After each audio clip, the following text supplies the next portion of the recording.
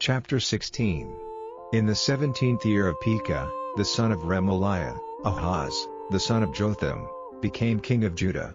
Ahaz was 20 years old when he became king. He was ruling for 16 years in Jerusalem. He did not do what was right in the eyes of the Lord his God, as David his father did. But he went in the ways of the kings of Israel, and even made his son go through the fire, copying the disgusting ways of the nations whom the Lord had sent out of the land before the children of Israel. And he made offerings, burning them in the high places and on the hills and under every green tree. Then Rezin, king of Aram, and Pekah, son of Remaliah, king of Israel, came up to Jerusalem to make war, and they made an attack on Ahaz, shutting him in, but were not able to overcome him. At that time the king of Edom got Elath back for Edom, and sent the Jews out of Elath, and the Edomites came back to Elath where they are living to this day. So Ahaz sent representatives to Tiglath-Pileser, king of Assyria, saying, I am your servant and your son, come to my help against the kings of Aram and Israel who have taken up arms against me. And Ahaz took the silver and gold which were in the house of the Lord and in the king's storehouse, and sent them as an offering to the king of Assyria. And the king of Assyria, in answer to his request, went up against Damascus and took it, and took its people away as prisoners to Kir, and put Rezin to death. Then King Ahaz went to Damascus for a meeting with Tiglath-Pileser, king of Assyria, and there he saw the altar which was at Damascus, and King Ahaz sent to Uriah the priest a copy of the altar, giving the design of it and all the details of its structure. And from the copy King Ahaz sent from Damascus, Uriah made an altar and had it ready by the time King Ahaz came back from Damascus. And when the king came from Damascus, he saw the altar, and he went up on it and made an offering on it. He made his burnt offering and his meal offering and his drink offering there, draining out the blood of his peace offerings on the altar. And the brass altar, which was before the Lord, he took from the front of the house, from between his altar and the house of the Lord, and put it on the north side of his altar. And King Ahaz gave orders to Uriah the priest, saying, Make the morning burnt offering and the evening meal offering and the king's burnt offering and meal offering, with the burnt offerings of all the people and their meal offerings and drink offerings, on the great altar, and put on it all the blood of the burnt offerings and of the beasts which are offered, but the brass altar will be for my use to get directions from the Lord. So Uriah the priest did everything as the king said, and King Ahaz took off the sides of the wheeled bases, and took down the great water vessel from off the brass oxen which were under it and put it on a floor of stone, the house of the Lord, because of the king of Assyria.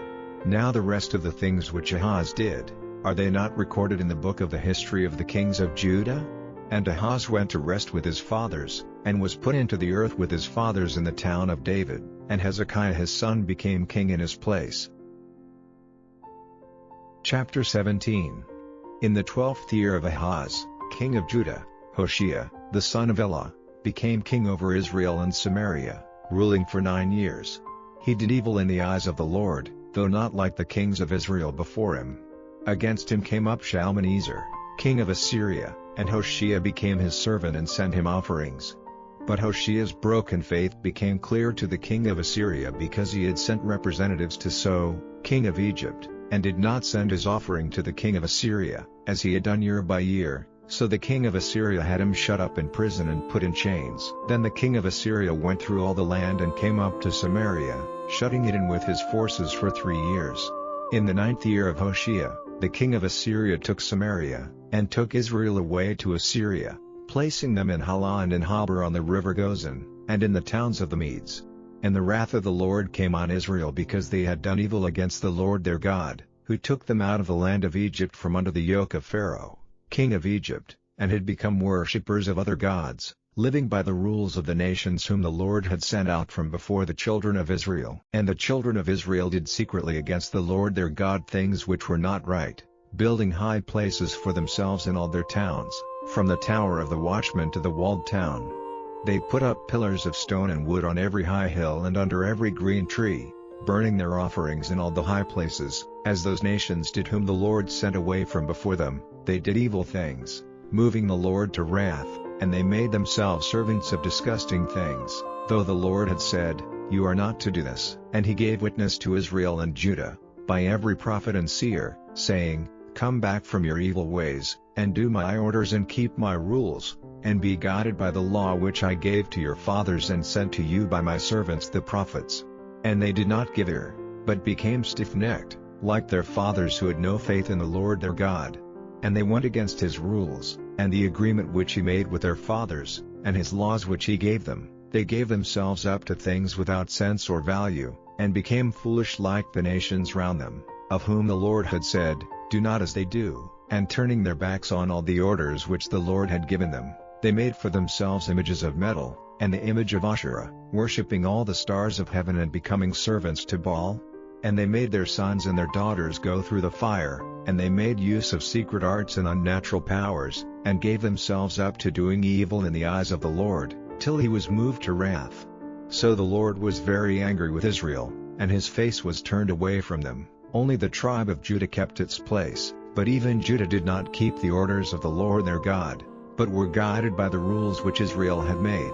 So the Lord would have nothing to do with all the offspring of Israel, and sent trouble on them, and gave them up into the hands of their attackers, till he had sent them away from before his face, for Israel was broken off from the family of David. And they made Jeroboam, the son of Nebat, king, who, driving them away from the laws of the Lord, made them do a great sin.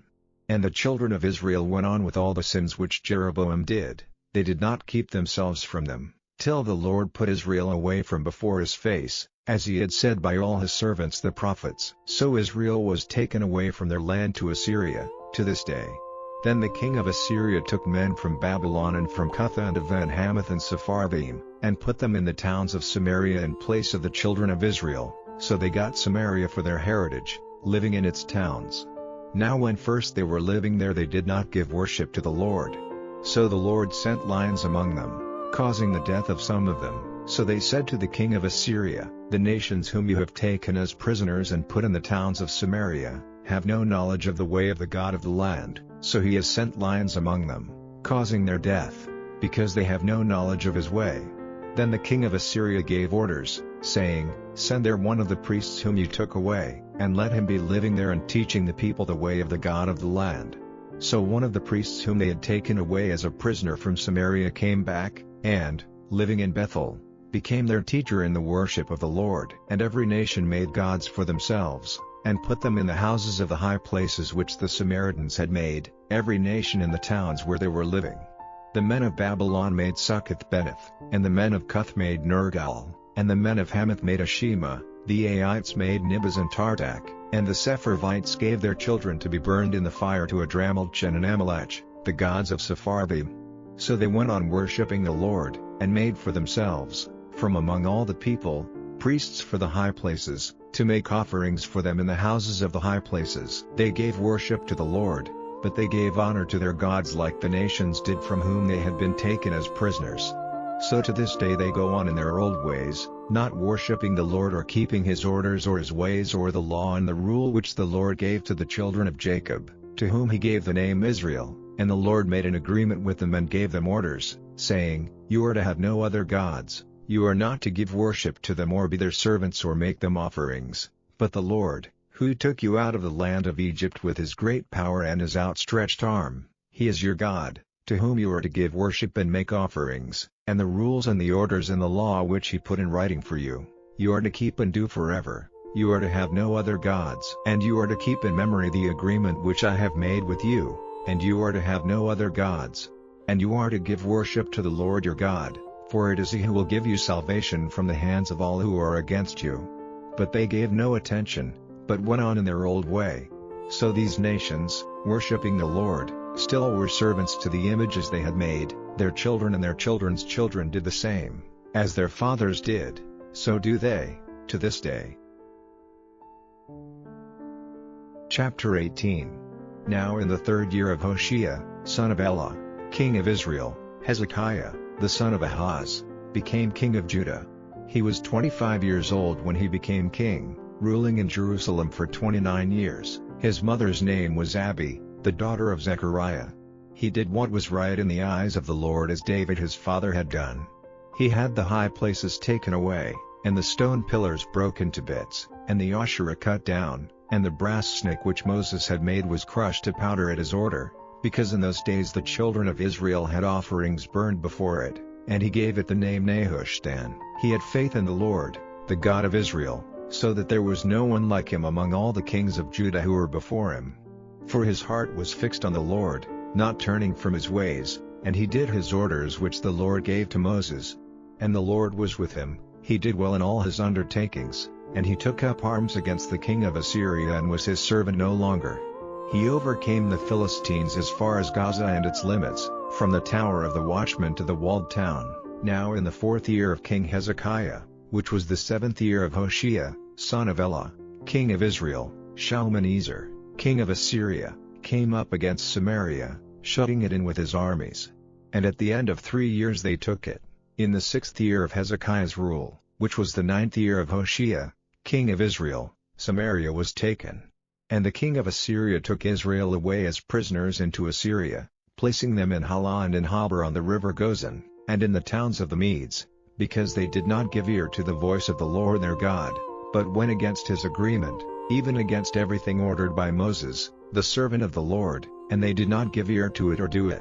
Now in the 14th year of King Hezekiah, Sennacherib, king of Assyria, came up against all the walled towns of Judah and took them.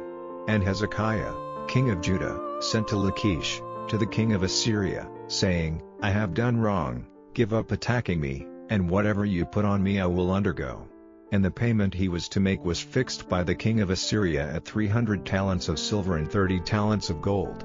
So Hezekiah gave him all the silver in the house of the Lord, and in the king's storehouse. And at that time Hezekiah had the gold from the doors of the Lord's house, and from the door pillars plated by him, cut off and gave it to the king of Assyria.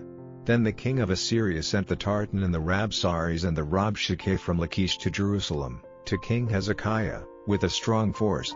And they went up and came to Jerusalem, and took up their position by the stream of the higher pool, by the highway of the washerman's field. And they sent for the king, and Eliakim, the son of Hilkiah, who was over the house, and Shebna the scribe, and Joah, the son of Asaph, the recorder, came out to them.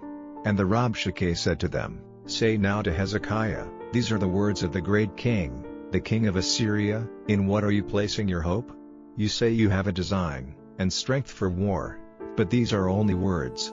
Now to whom are you looking for support, that you have gone against my authority? See, now, you are basing your hope on that broken rod of Egypt, which will go through a man's hand if he makes use of it for a support, for so is Pharaoh, king of Egypt, to all who put their faith in him.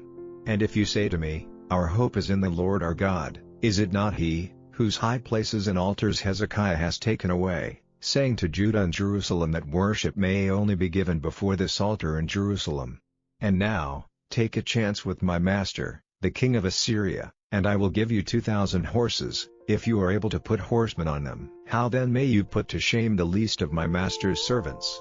And you have put your hope in Egypt for war carriages and horsemen, and have I now come up to send destruction on this place without the Lord's authority? It was the Lord himself who said to me, Go up against this land and make it waste. Then Eliakim, the son of Hilkiah, and Shebna and Joah said to the Rabshakeh, Will you kindly make use of the Aramean language in talking to your servants, for we are used to it, and do not make use of the Jews' language in the hearing of the people on the wall. But the Rabshakeh said to them, Is it to your master or to you that my master has sent me to say these words? Has he not sent me to the men seated on the wall? For they are the people who will be short of food with you when the town is shut in. Then the Rabshakeh got up and said with a loud voice in the Jews' language, Give ear to the words of the great king, the king of Assyria. This is what the king says, Do not be tricked by Hezekiah, for there is no salvation for you in him. And do not let Hezekiah make you put your faith in the Lord, saying, The Lord will certainly keep us safe, and this town will not be given into the hands of the king of Assyria. Do not give ear to Hezekiah, for this is what the king of Assyria says, Make peace with me and come out to me, and everyone will be free to take the fruit of his vine and of his fig tree, and the water of his spring, till I come and take you away to a land like yours, a land of grain and wine, a land of bread and vine gardens, a land of oil giving olives and of honey, so that life and not death may be your fate. Give no attention to Hezekiah when he says to you, The Lord will keep us safe. Has any one of the gods of the nations kept his land from falling into the hands of the king of Assyria? Where are the gods of Hamath and of Arpad? Where are the gods of Sepharvaim, of Hena and Diva? Have they kept Samaria out of my hands? Who among all the gods of these countries have kept their country from falling into my hands, to give cause for the thought that the Lord will keep Jerusalem from falling into my hands?" But the people kept quiet and gave him no answer, for the king's order was, "Give him no answer." Then Eliakim, the son of Hilkiah, who was over the house, and Shebna the scribe, and Joah, the son of Asaph, the recorder, came to Hezekiah, with their clothing parted as a sign of grief, and gave him an account of what the Rabshakeh had said.